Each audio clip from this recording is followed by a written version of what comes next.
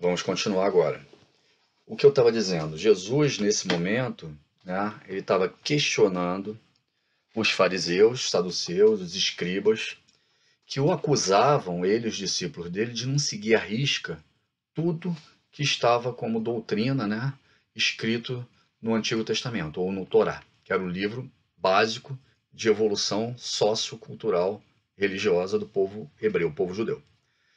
E eles dão um exemplo de alguma coisa muito material, que era lavar as mãos né, antes das refeições, etc. Até porque os discípulos de Jesus não eram, com exceção de Mateus e Judas, não eram um exemplo de nível social, né, como se fosse hoje. Eram trabalhadores braçais, pescadores, pessoas que vinham de profissões humildes, né, com pouco poder aquisitivo. O que tinha maior poder aquisitivo era Mateus, que foi uma das maiores conversões, né, porque ele era o cobrador de impostos, né, ele cobrava os impostos do povo judeu para repassar aos romanos. E ele tinha um nível social e intelectual mais alto do que os outros. Tanto é que ele se torna um dos evangelistas. Mateus se torna um dos evangelistas. Dos 4 evangelistas, 2 foram apóstolos de Jesus, Mateus e João. E o outro era Judas, tanto é que ele se torna o tesoureiro do grupo e é o que mais conspira, o que tem mais dificuldade de compreender as coisas espirituais. Ele tinha menos humildade para compreender realmente as mensagens espirituais de Jesus. Então Jesus pega um exemplo, que é honrar pai e mãe, e diz, isso aqui é algo que está no Antigo Testamento e nos 10 mandamentos. Lavar a mão não está. E vocês não seguem. E não seguem isso, e adulteram, e caluniam, tudo que está lá nos 10 mandamentos. Uma série de passagens dos 10 mandamentos, que ele diz, vocês fazem tudo isso e acham que pagando o dízimo ou fazendo as oferendas para Deus, né, matando alguns animais, que eles faziam oferenda na época, vocês compensam essas crises, né? Esses crimes aí que vocês acabam cometendo. E não compensam. E ele fala mais: nenhuma planta que não foi plantada pelo meu pai vai vingar, vai prosperar. Elas vão morrer pelo caminho, só vão prosperar as plantas, né, os ensinamentos, as informações dadas pelo pai, pelo plano espiritual. E por que isso? Porque quanto mais nós evoluímos no planeta, quanto mais encarnamos e desencarnamos, mais nós aprendemos o que é certo e o que é errado. Pela dor ou pelo amor. Pelo exemplo ou pelo conhecimento. Vou dar um exemplo para vocês. Quando você vai numa mesa mediúnica, ou vê alguém com um sofrimento muito grande por algo que fez, ou passando por uma lei de causa e efeito, né? Ou lendo uma obra de Franciscano de Xavier, de André Luiz, de Emmanuel, de Ivone, de Divaldo, e você vê a causa do efeito daquilo que aconteceu com aquela pessoa, você naquele momento está aprendendo como funcionam as leis espirituais. E as leis espirituais muito dificilmente vai punir você por não ter lavado as mãos, mas vai punir muito por ter maltratado ou deixado de lado, deixado sofrer os seus pais. Seu pai, sua mãe ou qualquer outra pessoa da sua família ou do próximo. Os pais e mães estão no Antigo Testamento e nos 10 Mandamentos porque é muito básico. É muito básico porque você precisa reencarnar. Você precisa vir numa família. Se você não tiver ninguém para receber você, se você não tiver afinidade fluídica, olha quantos abortos espontâneos nós temos. E aí você pega as obras de André Luiz e você vê que é centenas, dezenas e centenas de casos. Então, o amar pai e mãe, ele é básico. É começar uma relação reencarnatória familiar, que foi muito importante lá para o povo judeu e é importante para todas as famílias que nós conhecemos hoje no planeta. Então, isso é um mandamento que quanto mais você encarnar, quanto mais você viver, mais você vai aprender. Cada vez mais você vai aprender que o espírito que está ali precisa dessa comunhão, desse círculo familiar, para que ele tenha condição de evoluir moral e intelectualmente e poder receber os filhos e os netos, os bisnetos, e daqui a pouco você de volta, naquela mesma família. Nós estamos evoluindo tanto nisso que hoje as famílias, né, são famílias adotivas, famílias homoafetivas, quer dizer, nós estamos dando passos maiores em que não mais só o cromossoma ou a consanguinidade é importante. Cada vez mais o afeto E a forma, e a tua atitude, a tua ética de tratar esses filhos é muito mais importante do que a consanguinidade. Por que é tão importante hoje a consanguinidade? Se você for fazer uma doação de órgão, de sangue ou alguma coisa que tenha uma afinidade genética, né? Fora isso, o que é muito mais importante é como você cria os laços que você dá aquilo, o respeito que você dá, o amor, para que o próximo tenha amor também e esse amor vá se desenvolvendo cada vez mais dentro dessas famílias, independente se são famílias consanguíneas ou não. Então, o que Jesus fala é, cada vez mais o planeta e os seres humanos eles vão aprendendo o que é importante para o espírito e para o espiritual. E nós tomamos um cuidado muito grande, e isso fala em nome de Deus, de dar as mensagens divinas pensando no espiritual.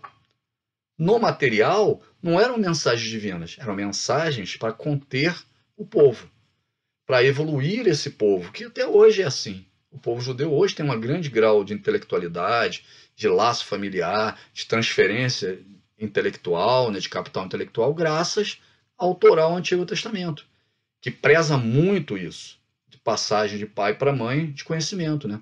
Os grandes bancos, as instituições financeiras do mundo, estão na mão, na maioria de judeus. Por quê? Porque vem passando de pai para filho não só o poder monetário, mas também o conhecimento de como gerir essas instituições historicamente. Né?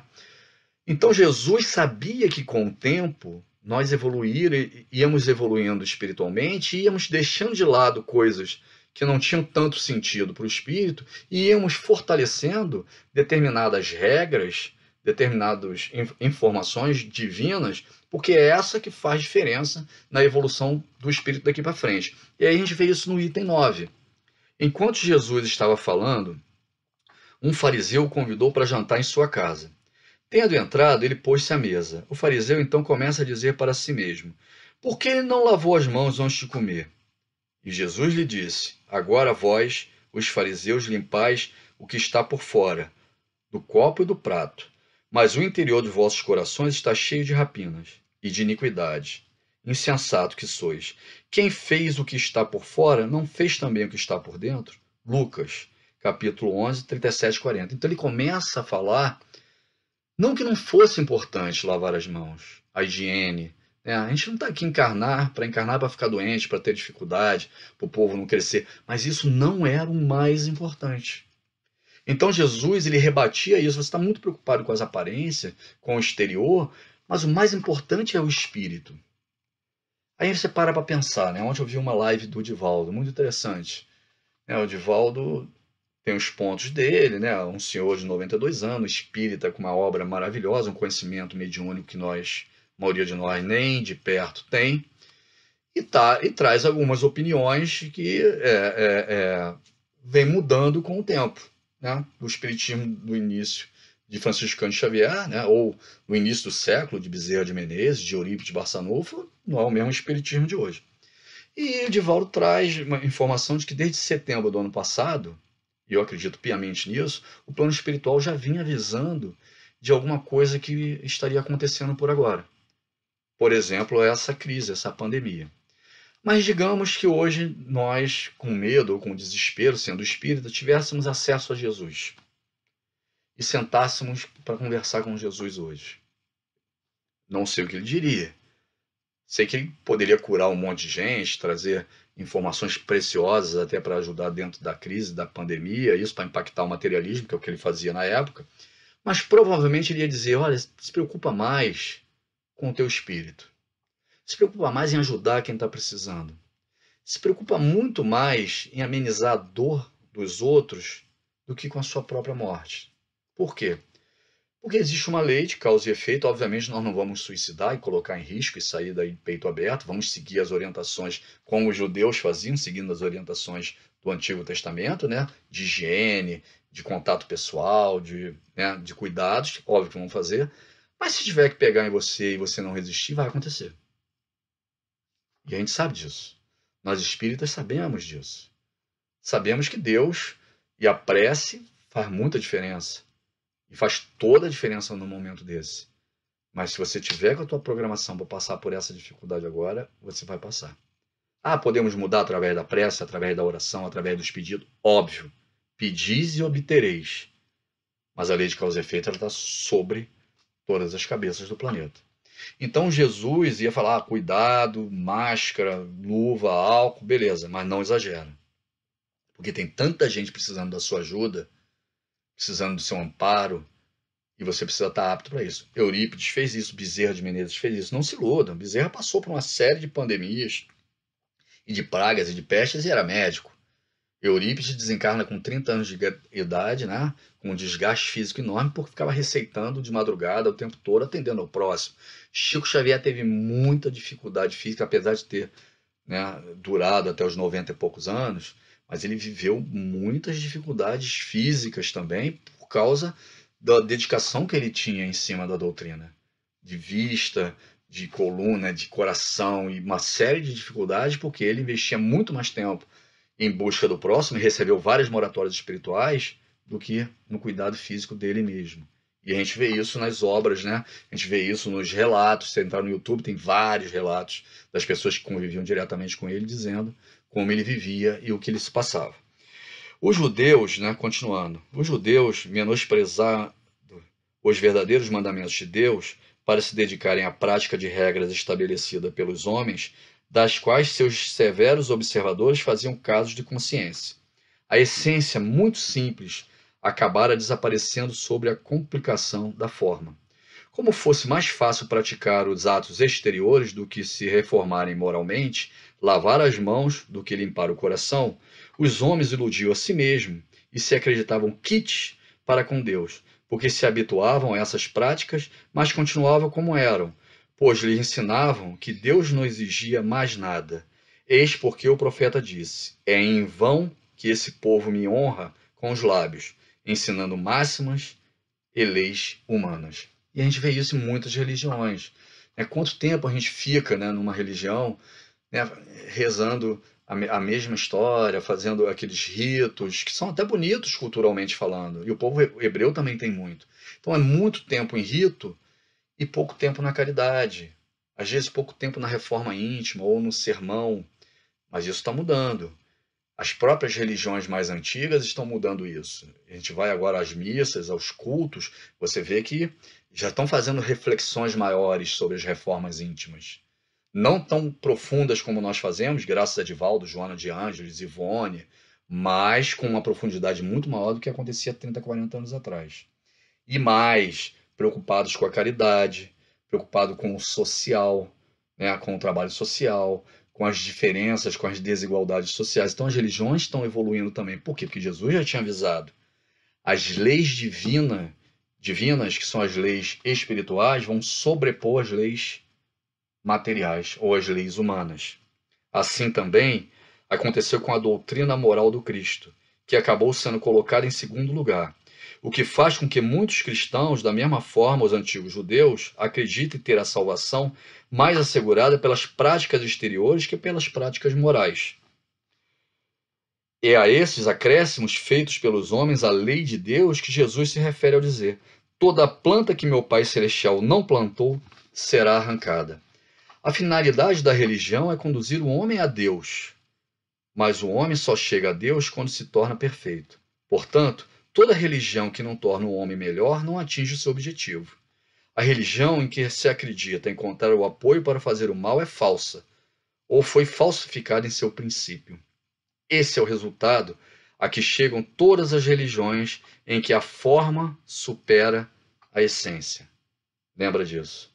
Então a forma não pode superar a essência. A evolução espiritual, ela não pode estar abaixo da evolução material. Todas as coisas materiais que nós temos aqui, a roupa bonita, a igreja bonita, o ar-condicionado, a casa limpinha, os bebedouros na casa espírita, né, os assentos confortáveis, tudo isso é importante, mas não pode ser mais importante do que a sua evolução espiritual, a sua caridade, o acolhimento, né, o atendimento fraterno dentro da casa espírita, as mesas mediúnicas. Então, tudo que eleva o espírito é mais importante do que os itens materiais. E Jesus o tempo todo trazia isso. O fundamento, a essência. A crença na eficácia dos signos exteriores é nula, se ela não impede que se cometam homicídios, adultérios, espoliações, que se digam calúnias, que se faça o mal ao próximo, qualquer que seja. Ela faz supersticiosos, hipócritas ou fanáticos, mas não faz homens de bem. Portanto, não basta ter a aparência da pureza, é preciso, antes de tudo, ter a pureza do coração. Então, esses itens, eles falam para nós espíritas, né, para nós fazermos essa autoanálise. É fundamental, né? A gente tem que fazer as doações para casa, a gente quer ter conforto, a gente quer ter segurança, é o que ele falou. Esses itens materiais são para acabar com os homicídios, para buscar a saúde física. Quanto mais tempo estarmos na carne com melhor condição para entender, para perceber, é de fundamental para a nossa evolução, principalmente porque temos uma fé raciocinada. Qual a criança que chega na casa espírita morta de fome, ou de doença, ou com dificuldades dentro do lar, vai conseguir o conhecimento da vida após a morte, da reencarnação, da evolução, de quem é Jesus? Hernani, quem é Jesus é muito importante para essas crianças, é de fundamental importância. Para nós acabarmos com a obsessão no planeta, nós precisamos implantar na mente de todos os espíritos quem é Jesus. Porque no plano espiritual, todos aqueles que seguem o Cordeiro estão mais distantes, muito mais distantes da obsessão, das falanges obsessivas, daqueles que promovem o suicídio, as dores. Todos os espíritos que são socorridos em mesa mediúnica, mesa de desobsessão, não estão ligados a Jesus, não gostam do Cordeiro. Então, pegar essas crianças, amenizar as dores, a fome, as doenças, retirar eles, né, das dificuldades da violência, do meio que eles vivem, mas principalmente ensinar eles quem é Jesus, é de fundamental importância para a nossa evolução. Por isso que muitas religiões, com todas as dificuldades do culto exterior, dos dízimos, né, dos pedidos, de tudo, já prestam um bom serviço à humanidade falando de Jesus. Porque no plano espiritual, se você se ligar a espíritos que estão falando de Jesus, é muito mais difícil estarem ligados às vinganças, né? Estarem ligados às obsessões muito graves. Né? Normalmente são espíritos materialistas que tiveram muita dificuldade de compreender o cristianismo. Então, Jesus trazia esses exemplos e essas passagens daqui de 8 a 10 que nós lemos, ela é muito importante para nós espíritas, principalmente nesse momento que nós estamos passando, né? Nós estamos com muita dificuldade de fazer as doações, até porque a gente vai viver uma crise financeira muito grave, mas as casas precisam, o governo precisa ajudar, e a gente não pode entrar em pânico, nem o pânico biológico, né, por causa das doenças, da dificuldade que a gente está vivendo agora, do convívio, e nem do financeiro. Nós vamos viver momentos de muita dificuldade, eu tenho certeza absoluta. Nessas 2, 3 próximas semanas, aqui no Brasil, nós vamos viver com medo, com dificuldade, vendo muitas pessoas desencarnando, pessoas ligadas a nós, e Deus queira, ninguém do nosso convívio social, mas é muito provável e possível que isso aconteça também. As falanges de Bezerra de Menezes estão trabalhando arduamente, né? Eu repeti hoje na rádio, hoje fizemos uma palestra falando de Bezerra e de São Jorge e de uma série de, né, condições que são da atualidade. A rádio não é uma rádio só espírita, como uma palestra como essa aqui no Abel, e nós falamos muito de como Bezerra de Menezes tem trabalhado e quanto ele precisa de nós operários, apoiando eles através da nossa prece, do nosso ectoplasma, do nosso socorro espiritual. Antes dessa pandemia, dessa crise, já era estipulado e decretado em várias casas espíritas e médios diferentes, sem conhecimento entre eles, da SERJ, da FEB e outras casas não ligadas à FEB, que em média, por dia, Bezerra de Menezes movimentavam 10 mil manifestações espirituais no Brasil para socorro de doentes físicos e espirituais. 10 mil manifestações. Imagina quanto Bezerra não está trabalhando e toda essa falange que trabalha com ele, né? Agora no meio da pandemia. Temos dentro da nossa doutrina um médico que foi presidente da Federação Espírita Brasileira e que tem um conhecimento vasto e amplo das dificuldades, dos problemas, das diferenças sociais que nós vivemos no Brasil, que se chama Bezerra de Menezes. Bezerra de Menezes hoje, para mim, é o meu grande ministro espiritual da saúde, principalmente aqui no Brasil, talvez no mundo. Então as preces têm que ser ligadas a ele, prece de Bezerra de Menezes, as orações. Eu acho que nós temos que focar muito em Bezerra de Menezes para ajudar o nosso país hoje a sair dessa condição que nós estamos vivendo. Se temos um governador que é Ismael, nós temos um ministro que é Bezerra de Menezes, e é emocionante só de lembrar e de pensar o que esse homem está fazendo por todos nós hoje, diariamente, aqui no Brasil. É isso, acabou a palestra, acabou o tempo, queria agradecer a vocês e esperar que isso passe o mais rápido, né? Como o Chico dizia, vai passar, e tem que passar, e que a gente tenha menos perdas que forem possíveis. Mas eu acho que temos que estar fortes, fortalecidos com o coração e a nossa fé, porque ainda vamos ver muitos problemas e muitas dificuldades até acabar essa dor.